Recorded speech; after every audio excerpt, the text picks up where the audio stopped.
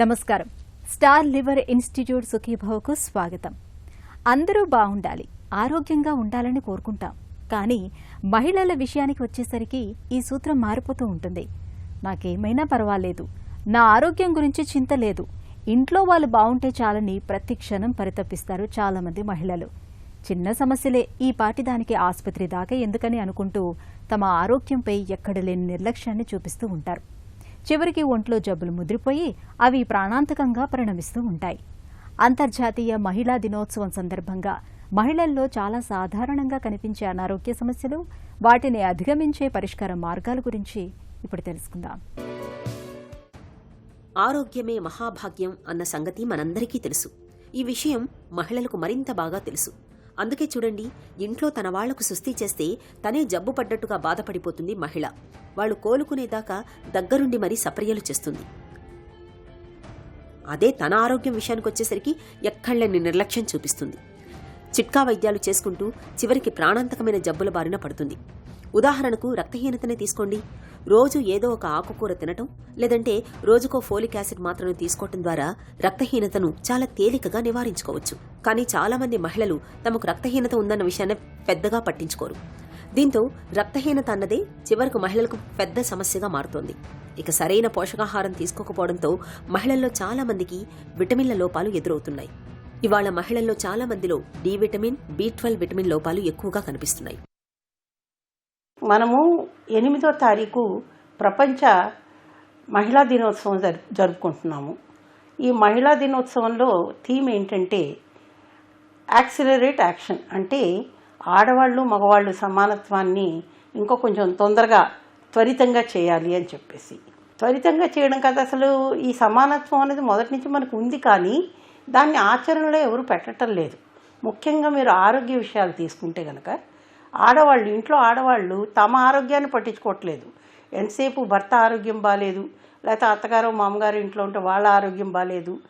ఇటీవల కాలంలో తల్లిదండ్రుల ఆరోగ్యం కూడా ఆడపిల్లలే చూస్తున్నారు, అది కూడా చూస్తున్నాం మనము. ఇవన్నీ కాకుండా పిల్లలు, వాళ్ళ చదువులు, వాళ్ళ ఆరోగ్యము, ఇవి చూసుకోవడం, ఇవే సరిపోతుంది. కానీ ఈ ధోరణిలో ఏమైపోతుందంటే తనను తాను మర్చిపోతున్నారు, తన ఆరోగ్యాన్ని గురించి తను మర్చిపోతున్నారు. మనం ఇటీవల కాలంలో సర్వేలన్నీ చూస్తే కనుక మన దేశంలో మహిళలకు ఎనీమియా అన్నది, అంటే రక్తహీనత చాలా ఎక్కువగా ఉంది. మనం NH4 survey, NH5 survey, national health family planning survey చూస్తే కనుక మనకి ఇటీవల చేసిన సర్వే అంటే 4 కంటే కూడా 5లో ఇంకా మనకి రక్తహీనత పెరిగింది. ముఖ్యంగా గర్భిణీ స్త్రీల్లో చాలా పెరిగింది. ఇప్పుడు మనం స్కూల్ హెల్త్ ప్రోగ్రాంలు అంతా చూస్తున్నాము. పిల్లలందరికీ కూడాను పురుగుల మందులు ఇస్తున్నారు, అలాగే బ్లడ్ పెరగడానికి మాత్రలు ఇస్తున్నారు. అవి ఎంతవరకు పనిచేస్తున్నాయని తెలియట్లేదు. ఎందుకంటే యుక్త వయసులో ఉండే పిల్లలకి కూడా రక్తహీనత చాలా ఎక్కువగా ఉంటుంది. మరి వాళ్ళకే రక్తహీనత ఎక్కువగా ఉంటే వాళ్ళు రేపు పెళ్లి చేసుకుని పిల్లల్ని కనడానికి ముందుకు వచ్చినప్పుడు మరి రక్తహీనత ఉంటుంది కదా. మరి రక్తహీనత ఉంటే కనుక లోపల పిండం ఎలా ఎదుగుతుంది చెప్పండి. పిండానికి జన్యు కారణాల వల్ల కొన్ని మార్పులు కూడా ఈ రక్తహీనత వల్ల జరగవచ్చు. అలాంటప్పుడు మన ఫ్యూచర్ జనరేషన్, అంటే ముందు తరాలకి మనం ఆరోగ్యాన్ని ఇవ్వడానికి మనమే కారణం కదా. ఆ ఆరోగ్యం ఇవ్వకుండా వాళ్ళు నీరసించి ఉండడానికి మనం దోహదపడుతున్నాం. కాబట్టి ముందర మనల్ని గురించి మనం ఆలోచించడం కూడా నేర్చుకోవాలి కదా.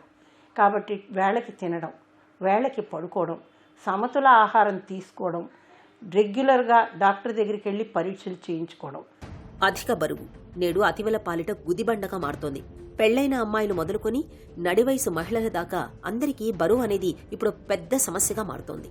ఒకప్పటితో పోలిస్తే మహిళలకు ఇవాళ శారీరక శ్రమ బాగా తగ్గింది. మిక్సీలు, గ్రైండర్లు, వాషింగ్ మెషిన్ల వంటి ఉపకరణాలు వచ్చాక వంట పనులు, ఇంటి పనులు కాస్త తేలికయ్యాయి. టీవీ చూస్తూ ఏం తింటున్నామో, ఎలా తింటున్నామో కూడా గమనించలేని స్థితిలో ఉంటున్నారు చాలామంది. PCOD, థైరాయిడ్ లోపాలు, హార్మోన్ ఇన్బ్యాలెన్స్ వంటి సమస్యలు మహిళల బరువుకి మరింతగా ఆజ్యం పోస్తున్నాయి. కాన్పులు, సిజేరియన్లు అయ్యాక ఎక్కువగా బెడ్ రెస్ట్ తీసుకుంటున్నారు, వ్యాయామాన్ని పూర్తిగా మర్చిపోతున్నారు. ఈ పరిణామాలు సహజంగానే మహిళల ఒంట్లో కొవ్వు నిల్వల్ని పెంచుతాయని చెబుతున్నారు డాక్టర్లు. స్త్రీ వైద్య నిపుణులకి ప్రపంచవ్యాప్తంగా కూడా ఒక అసోసియేషన్ ఉంది. వాళ్ళు దీనికి ఫీగో పాస్పోర్ట్ అని ఒకటి ఇస్తారు. అంటే ఎవరికైతే ఈ కాంప్లికేషన్స్ ఉంటాయో వాళ్ళకి మేము చెప్తాం అన్నమాట, అమ్మ మీకు షుగర్ ఉంది, మీకు బీపీ ఉంది, మీకు ఇవి మళ్ళీ వచ్చే అవకాశాలు ఉంటాయి, ఒక 5-10 ఏళ్లలో నిజంగానే వచ్చేయవచ్చు, ఇది మీకు జీవితకాల సమస్య. నాన్ కమ్యూనికబుల్ డిసీజెస్ అంటారు. అంటే ఇది సంక్రమించే వ్యాధులు కాదు, సంక్రమించని వ్యాధులు. ఇవి చాలా ముఖ్యం. ఇవన్నిటితో పాటు ఏమవుతుంది, గర్భిణీ సమయంలో కొంచెం అందరి ఇంట్లో కూడా కుటుంబ సభ్యులు కూడా జాగ్రత్తలు చూస్తారు కదండి, లావైపోతారు. మేము చెప్తాం వాళ్ళకి, ఇంత లావు కాకూడదు. మన దేశంలో ఆల్మోస్ట్ 50% వరకు ఆడవాళ్ళు ఉండవలసిన బరువు కంటే చాలా ఎక్కువ ఉంటున్నారు. బరువు మరి ఎక్కువైపోతే దాంతో వచ్చే సమస్యలు చాలా ఉంటాయి. షుగర్ రావచ్చు, బీపీ రావచ్చు, ఇవి కాన్పు సమయంలో ఇంకా ఎక్కువగా కావచ్చు. తర్వాత అందరూ సిజేరియన్లు ఎక్కువ చేసేస్తున్నారు, డాక్టర్లను గొడవ చేస్తున్నారు. మరి ఇంత లావుగా ఉన్నవాళ్ళు కాన్పు ఎంత కష్టం అవుతుంది చెప్పండి. నార్మల్ డెలివరీ కావాలంటారు, దానికి వాళ్ళ సహాయం ఏమీ ఉండదు, వాళ్ళు దోహదపడరు, ఎందుకంటే వాళ్ళ ఆరోగ్యం వాళ్ళు చూసుకోవట్లేదు కదా. కాబట్టి నార్మల్ కాదు, ఒకసారి సిజేరియన్ అవుతుంది. స్థూలకాయ ఉన్న వాళ్ళకి మత్తి ఇవ్వడం ఎంత కష్టమో చాలామందికి అర్థం కాదు, అది డాక్టర్లకు మాత్రమే అర్థం అవుతుంది. దాంతో వచ్చే కాంప్లికేషన్స్. ఇప్పుడు మనం సిజేరియన్ చేస్తాం తప్పనిసరి పరిస్థితుల్లో, మరి నెక్స్ట్ కాన్పుకి ఎట్లా, దానికి వచ్చే కాంప్లికేషన్స్ ఈ సిజేరియన్ మూలాంచి. ఇవన్నీ కూడా ఎవరూ ఆలోచన చేయట్లేదు. డాక్టర్లు ఏమో చెప్తున్నారు, అమ్మ మీరు బరువు తగ్గాలి, సమతుల ఆహారం తీసుకోవాలి, వ్యాయామం అన్నది ఉండాలి. అది ఎవరికి పట్టడం లేదు, ఎందుకంటే బయట తినడం అన్నది చాలా అలవాటు అయిపోయింది ఈ మధ్య. ఈ ప్రాసెస్డ్ ఫుడ్స్ అంటారు, అంటే మనకి డబ్బాల్లో అవి దొరుకుతాయి చూడండి, ప్యాకేజ్డ్ ఫుడ్స్, అవి తినడమే కాకుండా పిల్లల్ని కూడా అవి తినడానికి ప్రోత్సహిస్తున్నారు. బయట ఈ ప్రాసెస్ ఫుడ్స్లో ఏమవుతుంది, సాల్ట్ ఎక్కువ ఉంటుంది, షుగర్ కూడా ఎక్కువగా ఉంటుంది. ఇవి రెండు కూడా ఎక్కువగా ఉంటే మనకి చేయటం అనేది అందరికీ తెలిసి కూడా ఈ తప్పులు చేస్తారు. కాబట్టి ఈ స్థూలకాయం గురించి కూడా మనం పట్టించుకోవాల్సిన అవసరం ఎంతైనా. పిల్లలు పుట్టాక కుటుంబ నియంత్రణ ఆపరేషన్ చేయించుకున్నాక ఆపై తప్పనిసరిగా గర్భాశయాన్ని కూడా తొలగించుకోవాలనే నమ్మకం మహిళల్లో చాలా మందిలో కనిపిస్తుంది. ఈ నమ్మకంతోటే చాలామంది అవసరం లేకపోయినా గర్భసంచి తొలగింపు ఆపరేషన్లకు సిద్ధమైపోతున్నారు. ఇలాంటి అర్థం పద్ధం లేని అనవసరపు ఆపరేషన్ల మూలంగా మహిళల ఆరోగ్యం దెబ్బతినిపోతోంది. స్త్రీల ఆరోగ్యానికి పిడుగుపాటులా పరిణమిస్తున్న అనవసరపు ఆపరేషన్ల విషయంలో ఎలాంటి అవగాహన అవసరమో ఇప్పుడు తెలుసుకుందాం. పీసీఓడి ఈ సమస్య గురించి మహిళలకు ప్రత్యేకంగా పరిచయం చేయాల్సిన పనిలేదు. టీనేజీ అమ్మాయిలు మొదలుకొని నడివయసు మహిళల వరకు చాలా మంది అండాశయాల్లో నీటి బుడగలతో బాధపడుతున్న వాళ్లే. అండాశయాల్లో నీటి బుడగలు ఉన్నంతకాలం నెలసరి ఎప్పుడూ ఒక పెద్ద పజిల్గానే ఉంటుంది. టైంకి వస్తుందో రాదో, వచ్చినా ఎలాంటి సమస్యలు ఉంటాయోనన్న బెంగ ఉంటుంది. అదే పెళ్లైన మహిళలకైతే అమ్మ కావడం అనేది అత్యంత కష్టమైన వ్యవహారంగా మారిపోతుంది. పీసీఓడితో నెలసరి చిక్కులు, గర్భధారణ కష్టాలతో పాటు జుట్టు రాలిపోవడం, అవాంఛిత రోమాలు ముల్చుకురావడం, బరువు పెరగడం వంటి బాధలు ఎదురవుతుంటాయి. ఇక థైరాయిడ్ లోపాలు, ఒంట్లో హార్మోన్ల సమతూకం దెబ్బతినటం మూలంగా నెలసరులు గాడి తప్పుతుంటాయి. అధిక ఋతుస్రావం, రోజుల తరబడి రక్తస్రావం జరగడం, లేదంటే అసలే ఋతుస్రావం కాకపోవడం, ఇవన్నీ మహిళల్ని శారీరకంగా మానసికంగా ఎంతో వేదనకు గురి చేస్తుంటాయి. ఇంకొకటి ఏమంటే ఈ మధ్య క్యాన్సర్ ఫోబియా కాకుండా మనకి పీసీఓడి ఫోబియా అని ఒకటి వచ్చేసిందండి. అంటే చిన్నపిల్లల్లో రెగ్యులర్గా పీరియడ్స్ రావట్లేదు అనుకోండి, వాళ్ళు పుష్పవతి అయిన తర్వాత ఒక 3-4 ఏళ్ల దాకా వాళ్ళకి రెగ్యులర్ పీరియడ్స్ రావు. అంత మాత్రం చేత వాళ్ళకి పీసీఓడి సమస్య ఉందని అనుకోకూడదు. ప్రపంచవ్యాప్తంగా డాక్టర్ చెప్పేది ఏంటంటే పిల్లలకి 18 ఏళ్ళు వచ్చేదాకా కూడా ఏ అమ్మాయికి కూడా మేము పీసీఓడి ఉంది అని డయాగ్నోస్ చెయ్యము. వచ్చే అవకాశాలు ఉన్నాయని చెప్తాం కానీ వచ్చిందని చెప్పము. పీసీఓడిలో ముఖ్యంగా డాక్టర్లు చెప్పేది ఏంటంటేను బరువు తగ్గమని చెప్తారు, కానీ అది ఎవరు పాటించట్లేదు. బరువు తగ్గమని చెప్తే మళ్ళీ వచ్చేటప్పటికి మళ్ళీ ఎక్కే వస్తున్నారు కానీ తగ్గి రావట్లేదు ఎవరు. సమతుల ఆహారం గురించి చాలా చెప్తాం, బయట తినొద్దని చెప్తాము. అవన్నీ విన్నాక అవన్నీ చదివాక కూడా వెళ్ళి బయట తింటున్నారు మనుషులు. మనకి ఇంట్లో భోజనం చేయలేక, వండడానికి ఎవరూ లేక, ఏదో సమస్య ఉన్నప్పుడు మనం హోటల్కి వెళ్ళడం వేరే విషయం. కానీ అదే పనిగా ప్రతి వారము మన వీకెండ్లో తప్పనిసరిగా హోటల్లో వెళ్ళి భోజనం చేయాలని అలా ఎక్కడ రూల్ లేదు కదండి. అలా మనం పాటించవలసిన అవసరం కూడా లేదు కదా. ఇంకో సమస్య ఏంటంటే ఆడవాళ్ళలో ముఖ్యంగా వైట్ డిశ్చార్జ్ అంటారు. ఈ వైట్ డిశ్చార్జ్ అన్నది మామూలుగా కూడాను మన బహిష్టు వచ్చే ముందు వస్తుంది, తర్వాత అండం విడుదల సమయంలో అంటే నెలసరి ఋతుక్రమంలో మధ్యలో ఒకసారి వస్తుంది. దాని గురించి పెద్ద కంగారు పడక్కర్లేదు. కానీ సమస్య వచ్చినప్పుడు అంటే బట్ట తడిసిపోతున్నప్పుడు, లేకపోతే వాసన వస్తున్నప్పుడు, లేక దురద పెడుతున్నప్పుడు, మన ప్రైవేట్ పార్ట్స్లోనూ తప్పనిసరిగా డాక్టర్ని సంప్రదించాలి. మనం నెగ్లెక్ట్ చేయకూడదు. మీకు డౌట్గా ఉందనుకోండి, డాక్టర్ దగ్గర వెళ్ళి సలహా తీసుకోండి. అంతేగాని కెమిస్ట్ దగ్గరికి వెళ్ళి ఏదో ఒక మాత్ర మింగడమో లేకపోతే ఎదురింటి వాడో పక్కింటి వాడో చెప్తున్నప్పుడు ఆ సలహాలు పాటించకండి. భవిష్యత్తులో ఆగిపోయినాక కూడా మనకు కొన్ని సమస్యలు రావచ్చు, ఎందుకంటే హార్మోన్స్ ఉడిగిపోతాయి కాబట్టి. అలాంటప్పుడు కూడా జననేంద్రియాలు ఎండిపోయినట్టు అవడము, మూత్ర సమస్యలు రావడము, లేక పేగు జారినట్లు అనిపించడము, ఇలాంటివన్నీ ఉన్నప్పుడు కూడా తప్పనిసరిగా నెగ్లెక్ట్ చేయకుండా డాక్టర్ దగ్గరికి వెళ్ళాలి. మహిళల్లో చాలా మందికి ఇవాళ అనవసరపు ఆపరేషన్లు ఎక్కువగా జరిగిపోతున్నాయి. ముఖ్యంగా అవసరం లేకపోయినా సిజేరియన్లు చేసేస్తున్నారు. తల్లి బిడ్డలకు ప్రమాదం పొంచి ఉన్నప్పుడు మాత్రమే చేయాల్సిన సిజేరియన్ ఆపరేషన్ ని అనవసరంగా చేయడం ఏమాత్రం సరికాదంటారు డాక్టర్లు. అలాగే అవసరం లేకపోయినా ఇవాళ చాలా మందికి గర్భసంచిని తొలగించేస్తున్నారు. చిన్న ఆపరేషన్ చేయించుకున్నాం కాబట్టి ఖచ్చితంగా ఇక పెద్ద ఆపరేషన్ చేయించుకోవాలనే నమ్మకము ఇందుకు తోడవుతోంది. పిల్లలు పుట్టాక గర్భసంచితో ఇక పనిలేదన్న భావన, నెల నెలా బహిష్టు బాధలు, కడుపులో నొప్పి, తెలుపు, గర్భసంచిలో గడ్డల వంటి సమస్యల బెడద శాశ్వతంగా తప్పిపోతుందన్న భావనలతో ఇవాళ చాలా మంది మహిళలు అవసరం లేకపోయినా హిస్టరెక్టమీ ఆపరేషన్లకు సిద్ధపడిపోతున్నారు. అవసరం లేకపోయినా చేసే ఇలాంటి అనవసరపు ఆపరేషన్లతో మహిళల ఆరోగ్యం ప్రమాదంలో పడుతోందని హెచ్చరిస్తున్నారు డాక్టర్లు. ఇంకొక ముఖ్యమైనటువంటి ప్రాబ్లం మనం ఏం చూస్తున్నామంటేను, కడుపులో నొప్పి అనుకుంటే ఆడవాళ్ళు ఒక గర్భాశయం నుంచే నొప్పి అనుకుంటున్నారు. అది నిజం కాదు. ఎందుకంటే ఎక్కువ రక్తస్రావం అవుతోంది అనుకోండి, దానికి ఎన్నో కారణాలు ఉంటాయి. ఆ కారణాలన్నీ విశ్లేషించి అవసరమైతే కానీ ఏ డాక్టర్ కూడా ఆపరేషన్ చెప్పరు. ఎందుకంటే మన దగ్గర ఒక వయసు వచ్చిన తర్వాత పిత్తాశయంలో రాళ్ళు ఉండొచ్చు, మూత్రాశయంలో రాళ్ళు ఉండొచ్చు, మూత్ర పిండంలో రాళ్ళు ఉండొచ్చు. ఇవన్నీ అంతేకాకుండా అరుగుదల కాకపోతే మనకి కడుపులో నొప్పి రావచ్చు, గ్యాస్తో నొప్పి రావచ్చు. ఆడవాళ్ళు అంటే ఒక గర్భాశయమే ఉండదు కడుపులో, మిగతా అన్నీ కూడా ఎన్నో రకాలైనటువంటి ఆర్గన్స్ మగవాళ్ళకు ఉన్నట్టే మనకు కూడా ఉంటాయి. కాబట్టి ఎందులో కూడా సమస్య రావచ్చు. అంతేగాని గర్భాశయం తీసేస్తే ఇవన్నీ తగ్గిపోతాయని మనం అనుకోకూడదు. కాబట్టి అనవసరపు ఆపరేషన్లు చేయించుకోకూడదు. అదే అవసరం అనుకోండి, తప్పనిసరిగా డాక్టర్ చెప్పినప్పుడు వినాలి.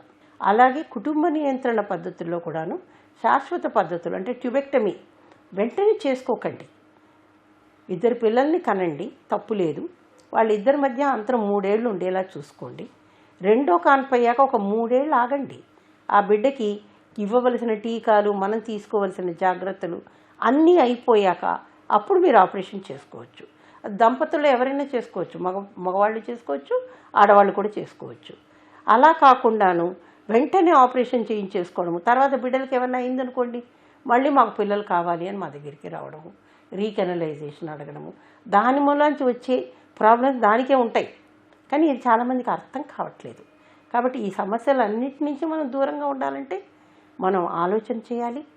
అలా కాకుండా మనం కూడా పాటించాలి సమతుల ఆహారము, వ్యాయామము. ఇవన్నీ కూడా మనకి జీవితంలో చాలా ముఖ్యమైనది అని మనం గ్రహించినప్పుడు మన ఆరోగ్యం మనం బాగు చేసుకోవాలి. ఇవాళ చాలా మంది మహిళలకు నడి వయసు దాటాక క్యాన్సర్ల ముప్పు పెరుగుతోంది. ముఖ్యంగా రొమ్ముల్లోనూ గర్భాశయ ముఖద్వారంలోనూ క్యాన్సర్ల ఆనవాళ్లు కనిపిస్తున్నాయి. మహిళల ఆరోగ్యానికి శరాఘాతంలా పరిణమిస్తున్న బ్రెస్ట్ క్యాన్సర్, సర్వైకల్ క్యాన్సర్లకు అడ్డుకట్ట వేయడానికి ఏం చేయాలో, ఎలాంటి జాగ్రత్తలు తీసుకోవాలో ఇప్పుడు తెలుసుకుందాం. రొమ్ము క్యాన్సర్, సర్వైకల్ క్యాన్సర్ ఒక్కో ఉత్పాతం మహిళల్ని ఇవాళ మరణశయ్యపైకి మోసుకెళుతోన్న మృత్యుపాశాలివి. అవగాహన లేమి, ఆరోగ్యంపై అందని నిర్లక్ష్యం మహిళల్ని క్యాన్సర్ రక్కసికి చిక్కేలా చేస్తున్నాయి. దీనికి తోడు పొద్దస్తమానం వంటింట్లో పొగచూరిపోవడం, ఫ్రైలు, డీప్ ఫ్రైలకు అతిగా అలవాటు పడటం కూడా అతివల్లో క్యాన్సర్ల ముప్పు పెరిగేలా చేస్తోందని చెబుతున్నారు డాక్టర్లు. రొమ్ములో కనిపించే మార్పులపై సరైన అవగాహన లేకపోవడంతో చాలా మందిలో బ్రెస్ట్ క్యాన్సర్ చివరి దశలోనే బయటపడుతోంది. రొమ్ములో వచ్చే మార్పులపై అవగాహన పెంచుకోవడం, తరచూ మ్యామోగ్రామ్ వంటి పరీక్షలను చేయించుకుంటూ ఉంటే బ్రెస్ట్ క్యాన్సర్ను చాలా వరకు నివారించుకోవచ్చు. ఇక గ్రామీణ ప్రాంత మహిళల్లో ఎక్కువగా కనిపిస్తోన్న సర్వైకల్ క్యాన్సర్ విషయంలో కూడా ముందస్తు నివారణ చర్యలు తీసుకోవడమే ఉత్తమం. హెచ్పీవీ టీకాను తప్పనిసరిగా తీసుకోవడం, తరచూ పాప్స్మియర్ పరీక్షను చేయించుకుంటూ ఉండటం ద్వారా సర్వైకల్ క్యాన్సర్ను పూర్తిగా నివారించుకోవచ్చు. ఒక వయసు వచ్చిన తర్వాత అడల్ట్ వ్యాక్సినేషన్ అంటారు. అంటే వయసు మీరిన తర్వాత కూడా టీకాలు వేసుకోవడం చాలా ముఖ్యము. దీంట్లో ముఖ్యంగా సర్వైకల్ క్యాన్సర్ వ్యాక్సిన్ ఇప్పుడు అందరికీ అది అవగాహన పెరుగుతోంది. ఇది 9 ఏళ్ల నుంచి 15 ఏళ్ల ఆడపిల్లలకి వేస్తే కనుక 2 డోసులతో సరిపుచ్చొచ్చు. అవును, కొంచెం ఖరీదే ఇది, అయినా పర్వాలేదు. ఎందుకంటే ఒక క్యాన్సర్ని మనం ఆపగలుగుతున్నాము అంటే అది ఎంత మంచి పని చూడండి. ఖర్చు గురించి మనం వెనకాడకూడదు కదా. కాబట్టి ఈ 9 నుంచి 15 ఏళ్ల పిల్లలకి మొదటి డోసు ఇప్పుడు ఇస్తే కనుక 6 నెలల తర్వాత 2వ డోసు ఇవ్వచ్చు. కాబట్టి ఈ డోసులు ఇచ్చేసి ఈ సర్వైకల్ వ్యాక్సిన్ని తప్పకుండా తగ్గించాలి. ఇంకోటి ముఖ్యంగా మనం చూడవలసింది ఏంటంటేను, మన ఆడవాళ్ళలో జ్వరం వచ్చిందనుకోండి, లేదా ఎక్కడో మనం తిరుపతికి వెళ్ళాలి, లేదా షిరిడికి వెళ్ళాలి పుణ్యక్షేత్రాలకి, లేదా కుంభమేళాకి వెళ్ళాలనుకోండి, పీరియడ్ వస్తుంది, పీరియడ్ని ఆపేయాలి. ఇది అసలు మంచి పద్ధతే కాదు. కానీ చాలామంది ఏం చేస్తారు, మెడికల్ షాపులకి వెళ్ళి అక్కడే మందులు కొనుక్కొని ఏం చేయాలి అని ఇష్టం వచ్చినట్టు వాడుతుంటారు. ఇవన్నీ కూడా చాలా చేటు. ఎందుకంటే ఈ మందులతోటి కొన్నిసార్లు మనకి కాళ్ళల్లో నరాల్లో రక్త నాళాల్లోనూ రక్తం గూడు కట్టొచ్చు. అది అక్కడి నుంచి విడిపోయి హార్ట్కో బ్రెయిన్కో వెళ్ళిందనుకోండి, ఐసీయూలోనే అడ్మిషను, కాలో చెయ్యి పడిపోవచ్చు. ఇవన్నీ మనం కొనుక్కోవాలండి. ఇవన్నీ ఒక ఎత్తు అయితే కనుక ప్రతి సంవత్సరము మనకి ఫ్లూ మూలంచి చాలామంది కొంచెం పెద్ద వయసున్న వాళ్ళు చనిపోతున్నారు. అడల్ట్ వ్యాక్సినేషన్స్ అంటారు వీటిని. అలాగే ఊపిరితిత్తుల సమస్య, న్యూమోనియా రావచ్చు. దానికి ముఖ్యమైన కారణం న్యూమోకాకల్ ఆర్గానిజమ్స్ అంటారు, అలాంటి బ్యాక్టీరియా కారణం. దానికి మనకి వ్యాక్సిన్ అందుబాటులో ఉంది. ఫ్లూకి వ్యాక్సిన్ అందుబాటులో ఉంది. తర్వాత జోస్టర్ వ్యాక్సిన్ అని ఒకటి ఉంది. అంటే మనకి షింగిల్స్ అంటారు దాన్ని. చిన్నప్పుడు ఎప్పుడో చిన్నమ్మవారు పోసినప్పుడు అది నరాల్లో ఉండిపోయి ఆ నరం పట్టున మనకి కొంచెం చిన్న చిన్న పొక్కుల్లాగా వచ్చి చాలా నొప్పి పెడతాయి. ఇవన్నీ రాకుండా మనకి వ్యాక్సినేషన్స్ అందుబాటులో ఉన్నాయి. కానీ చాలామందికి దీని గురించిన అవగాహన లేదు. మనకి టీకాలు అందుబాటులో ఉన్నప్పుడు ఎందుకు వేసుకోకూడదు? అవును, కొంచెం ఖర్చే. కానీ జబ్బులు వచ్చినప్పుడు ఖర్చు పెట్టడం కంటే టీకాల మీద ఖర్చు పెట్టడం సులువు కదా. మనకి జబ్బు రాకుండా ఆపచ్చు కదా. సో ఇవన్నీ కూడాను. అలాగే ప్యాప్స్మియర్ అన్నది బ్రెస్ట్ ఎగ్జాము. 50 ఏళ్ళు దాటిన వాళ్ళంతా కనీసం సంవత్సరానికి ఒకసారి వెళ్ళి ప్యాప్స్మియర్ చేయించుకోవాలి. ఒకసారి బాగుందనుకోండి, 3 ఏళ్ళకి ఒకసారి చేయొచ్చు ప్యాప్స్మియర్, తప్పులేదు. కానీ మొదటిసారి మనకి తెలుస్తుంది కదా ఏదైనా ప్రాబ్లం ఉందని. మరీ ముదిరిపోయాక స్టేజ్ 3లోనో స్టేజ్ 4లోనో వస్తున్నారు. అలాగే రొమ్ము క్యాన్సర్. రొమ్ము క్యాన్సర్లో 2 రకాలు చూస్తున్నాం మేము. చిన్న గడ్డ ఉండి దాంట్లో ఏ ప్రాబ్లం లేకపోయినా క్యాన్సర్ అని భయపడిపోయి ఆ భయంతో చాలా సైకలాజికల్ ప్రాబ్లమ్స్ తెచ్చుకుంటున్నారు. అంత భయపడవలసిన అవసరం లేదు. కానీ నిజంగా రొమ్ము క్యాన్సర్ వస్తే దాన్ని మనం నెగ్లెక్ట్ చేయకూడదు. కాబట్టి రెగ్యులర్గా డాక్టర్ దగ్గరికి వెళ్తే మనము చూసుకోవాలి. రోజు కాకపోయినా కనీసం నెలకొక్కసారైనా మనకి మనమే రొమ్ములో ఏమైనా గడ్డలు ఉన్నాయా అని చూసుకోవచ్చు స్నానం చేసే సమయంలో. ఒకవేళ అనిపిస్తే వెంటనే డాక్టర్ దగ్గరికి వెళ్ళి, లేడీ డాక్టర్ దగ్గరికి వెళ్ళండి, వాళ్ళు చూస్తారు. చూసి అవసరమైతే మీకు మెమోగ్రామ్లు అవి చెప్తారు. అంత అవసరమైతే మనకి వ్యాధి ముందుగానే తెలుస్తుంది, అంటే ముందు దశలో తెలుస్తుంది. కాబట్టి ట్రీట్మెంట్ కూడా చాలా బాగుంటుంది. మనకి తర్వాత ప్రాబ్లమ్స్ కూడా ఉండవు. అలా కాకుండా మనం ముదిరిన దశలో వెళ్ళామనుకోండి, మనకే కాదు ఇంట్లో వాళ్ళందరికీ కూడా ప్రాబ్లం కదమ్మా. కాబట్టి ఆరోగ్యం అన్నది మన చేతిలో ఉంది. ఇది కాపాడుకోవాల్సిన బాధ్యత కూడా మన చేతిలో ఉంది. ఈ ప్రపంచ మహిళా దినోత్సవం రోజు మన అందరం కూడా మన ఆరోగ్యం మన బాధ్యత, మన ఆరోగ్యం మనమే చూసుకుందాం. నేను తప్పనిసరిగా డాక్టర్ దగ్గరికి రెగ్యులర్గా వెళ్ళి పరీక్షలు చేయించుకుంటాను, నా గురించి నేను బాధ్యత తీసుకుంటాను అని మనం అందరం కూడా ప్రతిజ్ఞ చేయాలని నేను కోరుకుంటున్నాను. ఇంటికి దీపం ఇల్లాలే అనేది మన నానుడి. ఇంటి మహిళ ఆరోగ్యంగా ఉంటేనే ఇంటిల్లిపాది ఆరోగ్యంగా ఉంటారు. ఇందుకు జీవనశైలి జాగ్రత్తలతో పాటు ఆహారం, వ్యాయామం విషయంలో ప్రత్యేకంగా తగిన జాగ్రత్తలు తీసుకోవాలి. ముఖ్యంగా క్యాలరీలు, కొవ్వులు ఎక్కువగా లభించే ఆహారాలకు దూరంగా ఉండాలి. నిత్యం 1 గంట పాటైనా ఏదో ఒక రూపంలో వ్యాయామం చేయడాన్ని అలవాటు చేసుకోవాలి. ఒత్తిళ్లను తగ్గించుకునేందుకు మంచి హాబీలను అలవాటు చేసుకోవాలి. యోగా, ధ్యానం, ప్రాణాయామాల సాయంతో ఒత్తిడి, ఆందోళనల్ని చాలా వరకు దూరంగా ఉంచుకోవచ్చు. ఇక ఏడాది 2 ఏళ్లకు ఒకసారైనా తప్పనిసరిగా ఆరోగ్య పరీక్షల్ని చేయించుకుంటూ ఉండాలి. ఈ జాగ్రత్తలు మహిళల ఆరోగ్యాన్ని భేషుగ్గా ఉంచుతాయి. ఇంట్లో మహిళ ఆరోగ్యంగా ఉంటే కుటుంబం అంతా ఆరోగ్యంగా ఉంటుంది. మహిళలు తమ ఆరోగ్యాన్ని కాపాడుకునేందుకు నిత్యం సమతుల ఆహారం తీసుకోవాలి. ప్రతిరోజు కనీసం అరగంట సేపైనా వ్యాయామం చేయాలి.